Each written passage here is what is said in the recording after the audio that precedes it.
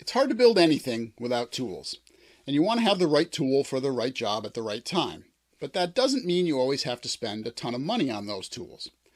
Hi everybody, I'm Joe Parker of the Pixel Depot. In this episode, we're going to talk about 5 of my favorite inexpensive tools for modeling. I've amassed a decent collection of tools over my 25 years of modeling, and I don't necessarily shy away from spending money on a good quality tool, but sometimes you can do just as good a job with something that costs $1 or $2, or even a few pennies, as you could with more expensive tools. Just a quick reminder, this channel covers model railroading, including planning, hints, tips, how-tos, and updates. To stay up to date, click on the subscribe button. It'll make my phone beep and give me a little burst of dopamine. Also, click on the bell. This will not make my phone beep nor provide the related brain jolt, but it will make sure that you get notified when there's new content available. As always, if you click the thumbs up to like this video now, you won't have to worry about it later.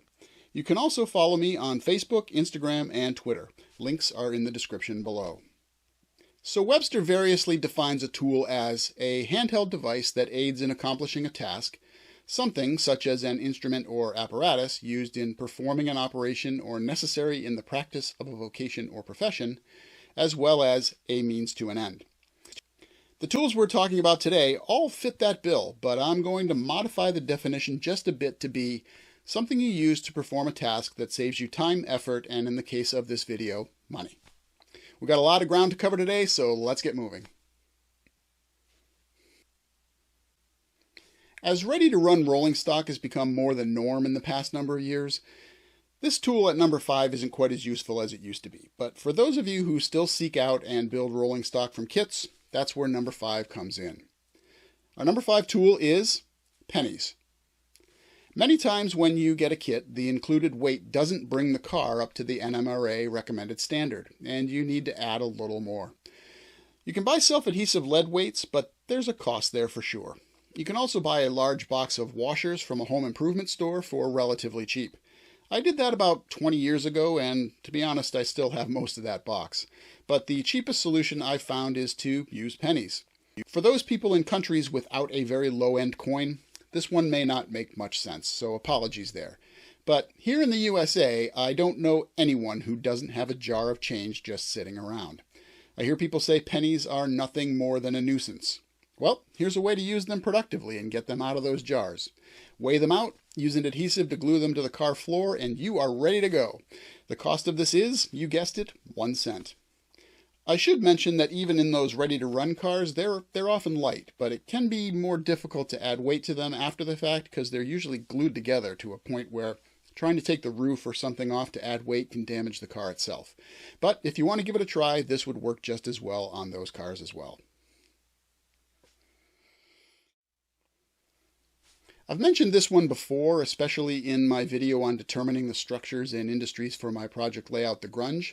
Number 4 goes to foam core and cardboard. You can use both of these materials to create mock-ups of structures and other layout elements.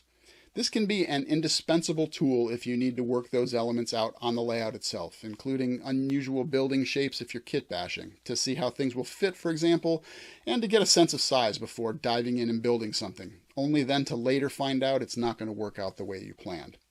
If your house is anything like ours, packages arrive pretty regularly, and most of those come in a cardboard box. You can use the cardboard as a raw material for the mock-ups, and it's essentially free.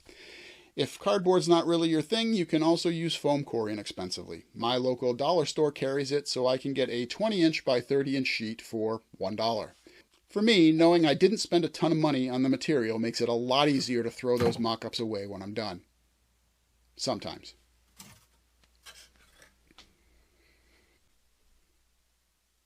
I don't think anyone enjoys going to the dentist, but those visits can be a source of some cheap tools. Number 3 on our list, dental picks. I've collected a few of these over the years, and they can be used for any number of tasks, including scoring, pulling material out of tight or rough spaces, and even burnishing. When it comes to those tough or tight spaces, or even rough spaces, I've had good luck using them on those occasions where bits of paper towel from track cleaning have gotten caught on the ballast or in other places.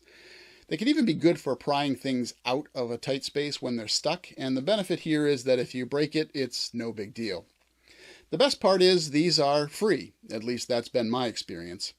Chances are when you go to get your teeth cleaned, if you ask if they have any picks that are broken or can't be used anymore, they'll have at least one in that drawer, and they're usually happy to give them to you. These are usually double-ended, so even if one end is broken, the other end is usually just fine. And I've found that what the dentist considers broken for your teeth isn't really broken for how you'd use them in your modeling.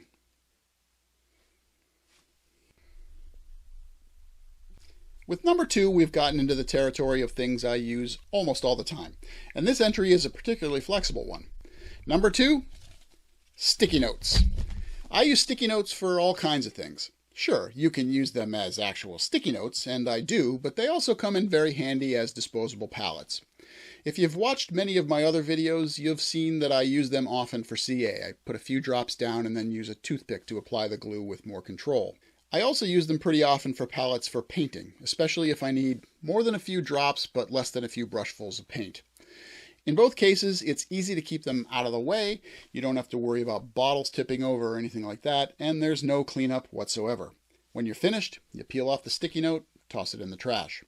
You can pay full price for these if you want, but you can also find pads of them at your local dollar store. The price is, yeah, I'll let you figure out what the price is. The point is, the lack of cleanup is where sticky notes go for the win. The old adage is that time is money, but I believe that actually time is more important than money. You can get more money, but there's no way to get more time, so anything that saves you time is worth considering.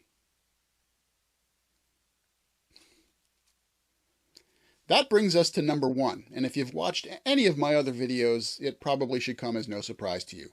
Number 1 goes to Emery Boards.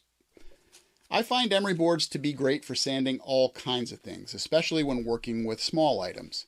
You can buy sanding sticks, and to be sure, for really tight spaces, those might work better than an emery board, but for general work, these are my go-to. Each one typically has a coarse side and a fine side. I use these almost exclusively for sanding down flash after cutting parts from sprues, as well as for leveling walls and such when the parts are actually small enough. I find that the grain on them lasts quite a while and can stand a fair amount of work before going smooth. You can get these at any grocery store or pharmacy, and a multi-pack is not more than a couple of dollars. So when the grain finally does give out on you, you throw it away and grab another one.